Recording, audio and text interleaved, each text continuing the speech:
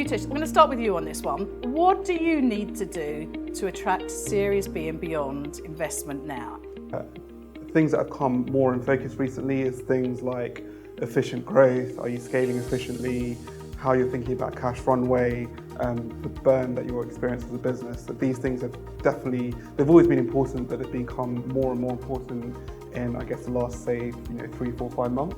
I think the other thing that's important is understanding the sentiment of your investors. So really read the room and understand what information you need to feed them to continue to gain and build their confidence in your ability to execute. How do you select your investors? What should you be looking for? I would start by thinking about what does the ideal investor look like for a given company.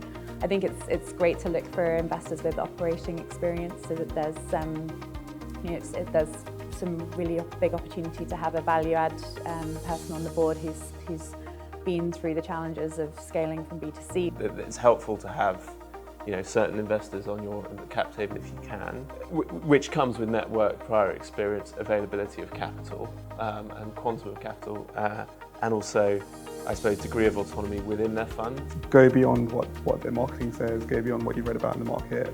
I would focus particularly on the people that you're speaking to on the other side, because yes, you're taking on funding. That's a long-term relationship. I fully agree, and I think what's really important is to watch out while you're negotiating contracts. Agreement articles about how your board's going to be configured, how it's going to make decisions, and if you're getting any pushback around those topics, it's a huge red flag. Financial and operational challenges of scaling over the next 12 months. As a pure D2C business, things are tough, particularly in the UK.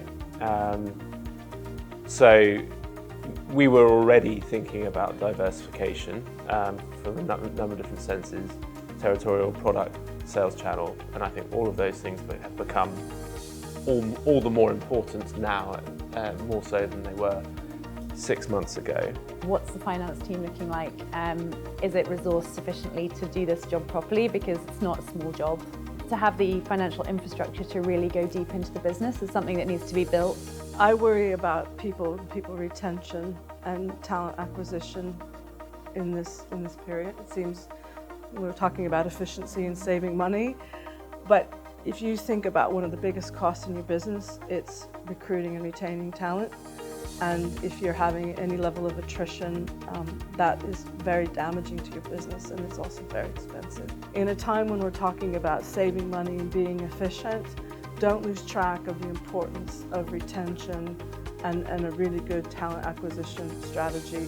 If you're going to ask what your biggest operational challenge is, I think it's that, which is how do you marry up with potentially still rising cost base on a like-for-like basis. Who needs to be on your team to secure that funding, but also to scale the business?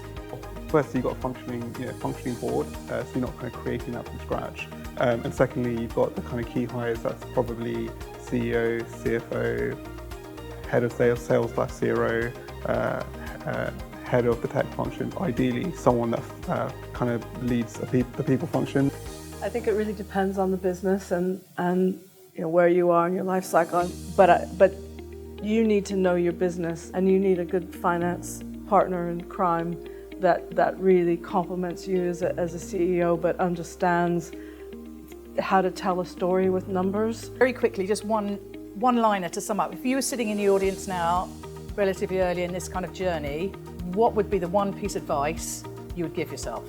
I would say the market sentiment appears to be quite gloomy right now from what you read online, but that isn't. I don't think there's no capital or anything like that in the market. So I think just focus on execution and focus on doing a good job and maximising your efforts around your fundraise. And I wouldn't worry too much about what you might be reading online or seeing in the news. Is what I'd say.